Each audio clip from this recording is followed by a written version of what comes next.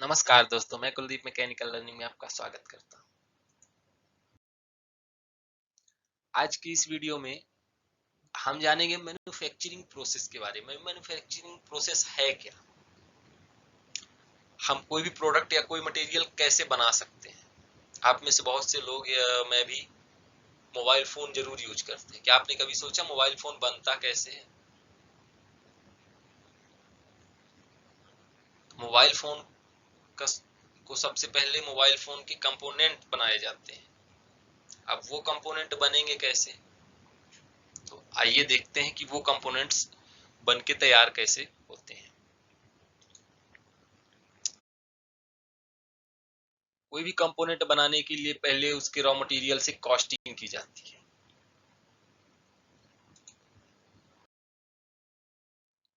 Casting के बाद जो हमें कंपोनेंट मिलता है उसको सही शेप और सही साइज देने के लिए उसमें मशीनिंग की जाती है। मशीनिंग के बाद फिर दो या दो से ज्यादा कंपोनेंट्स को आपस में जोड़ा जाता है और जोड़ करके तैयार किया जाता है। तैयार होने के बाद उसमें फिनिशिंग की जाती है, मीन्स उसकी सफाई की जाती है और उसमें लोगो लगाए जाते हैं। जैसे मोबाइल फोन है तो मोबाइल फोन को अच्छे से सेट करके उसमें लोगो को ये सारी चीजें लगाई जाएंगी और फिर उसको यहीं से पैक किया जाएगा। और ऐसे करके कोई भी प्रोडक्ट हमें मिलता है। तो जो प्रोडक्ट हमें मिलता है तो हमें कैसे मिलता है, जैसे मोबाइल फोन मिल गया, हम ये थोड़ी जानते हैं कि इसको नहीं बना, ये बना कैसे। लेकिन एक्चुअल में जो बनता है वो ऐसे ही बनता है। इसके कंपोनेंट्स बनाए जाते हैं, फिर उनको मशीनिंग प्रोसेस से उनकी सही शेप और सही साइज दी जाती है कास्टिंग के बाद।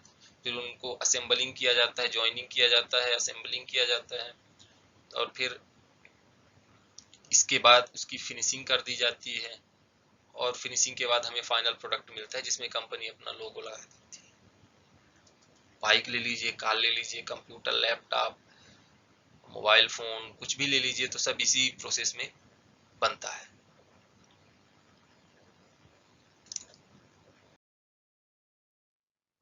अब इस प्रोसेस में बनने के लिए हमें रॉ मटेरियल की जरूरत पड़ती है, तो रॉ मटेरियल भी अच्छा होना चाहिए। रॉ मटेरियल का सिलेक्शन हम करें तो अच्छे से करें, तो उसके सिलेक्शन के लिए भी एक क्राइटेरिया क्या होती है कि रॉ मटेरियल का शेप एंड साइज जो है वो सही होना चाहिए। दूसरा, रॉ मटेरियल की जो प्रॉपर्टी है वो अच्छी प्रॉपर्टी होनी चाहिए। मीन्स जैसे अगर रॉ मटेरियल की हार्डनेस की बात करें तो रॉ मटेरियल का हार्डनेस अच्छा होना चाहिए। हार्डनेस मीन्स कठोरता। तो यानी कि ये ना हो कि मीन्स जब प्रोडक्ट हमारा गिरे तो टूट जाए, तो उसकी हार्डनेस अच्छी होनी चाहिए। इसके बाद जो उसकी नंबर ऑफ क्वांटिटी है, मीन्स हमें कितनी मात्रा में रॉ मटेरियल चाहिए, तो इस तरीके से रॉ मटेरियल का सिलेक्शन होता है। तब जाके हम कॉस्टिंग कर पाते हैं, मशीनिंग कर पाते हैं, जॉइनिंग कर पाते हैं और फिनिशिंग कर पाते हैं।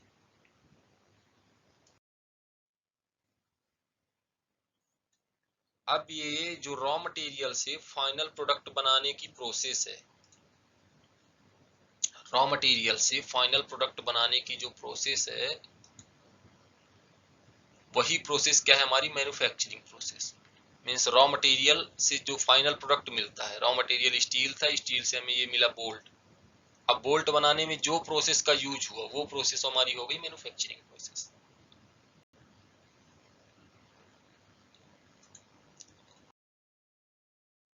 एक्चुअल में मैन्युफैक्चरिंग प्रोसेस क्या है? एक्चुअल में जो हमारी मैन्युफैक्चरिंग प्रोसेस है वो एक इंडस्ट्रियल एक्टिविटी है। इंडस्ट्रियल एक्टिविटी क्योंकि ये प्रोसेस ज्यादातर इंडस्ट्रीज में होती है।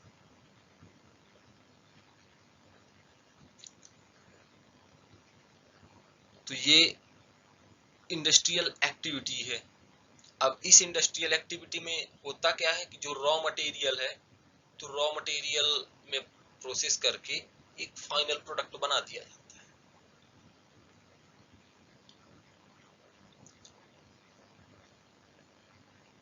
मीन्स जो रॉ मटेरियल है उसका यूज करके एक अच्छी शेप वाला, अच्छी साइज वाला, अच्छी डायमेंशन वाला प्रोडक्ट बना दिया जाता है, जिसकी यूटिलिटी हाई होती है। जिसकी यूटिलिटी क्या होती है? हाई होती है। जबकि जो इसका रॉ मटेरियल होता है वो लो यूटिलिटी का होता है।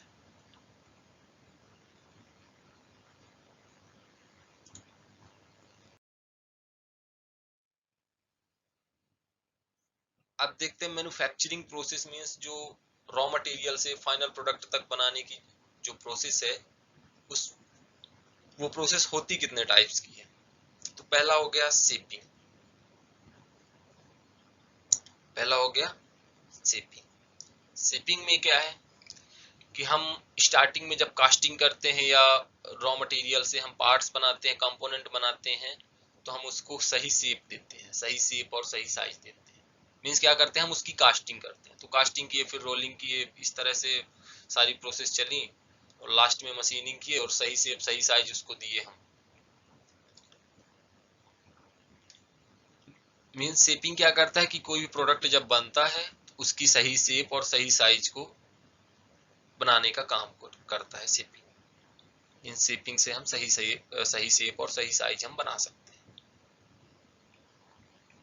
अब शेपिंग में क्या आ जाता है, कास्टिंग आ गया, rolling, forging, drawing, sintering, electroforming, machining, ये सारी प्रोसेस शेपिंग में आ गई। मींस ये प्रोसेस शेप देने के काम में आती है प्रोडक्ट को।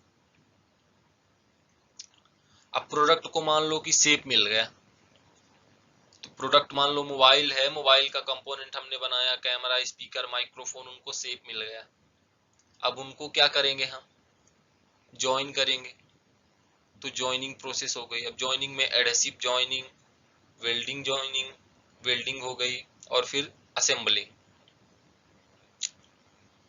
जॉइनिंग में हमने क्या कर दिया कि जॉइनिंग में हम जितने भी प्रोडक्ट थे, जितने हमें कंपोनेंट या पार्ट मिले शेपिंग के बाद, उनको हमने जॉइन कर दिया। फिर फिनिशिंग में क्या कर दिए, फिनिशिंग में हम उसको पॉलिश कर दिए। अब प्रोडक्ट हमारा तैयार हो गया, तो प्रोडक्ट को हम पॉलिश कर दिए, पेंट कर दिए, उसमें लोगो लगा दिए प्रिंट करके। तो ये सारी चीजें मींस पॉलिशिंग, इलेक्ट्रो प्लांटिंग और इनेबलिंग, प्रिंटिंग, हीट ट्रीटमेंट, ये सारी चीजें किस में आ जाती हैं, फिनिशिंग में आ जाती हैं। तो अब फिनिशिंग में होता क्या है कि जैसे यहाँ से मोबाइल का कैमरा बन के तैयार हुआ, स्पीकर बन के तैयार हुआ, यहाँ पे उनको जोड़ दिया गया और जोड़ने के बाद फिनिशिंग में ले जाके उनको सेट कर दिया गया और नीचे लिख दिया गया 48 मेगापिक्सल। तो ये सारी चीजें जो 48 मेगापिक्सल लिख देते हैं, ये फिनिशिंग में ही होता है। तो मैन्युफैक्चरिंग प्रोसेस एक्चुअल में है क्या, रॉ मटेरियल से फाइनल प्रोडक्ट बनाने तक हम जो भी काम करते हैं, मींस जो भी प्रोसेस उसमें लगती है, वो प्रोसेस पूरी हो जाती है हमारी मैन्युफैक्चरिंग प्रोसेस।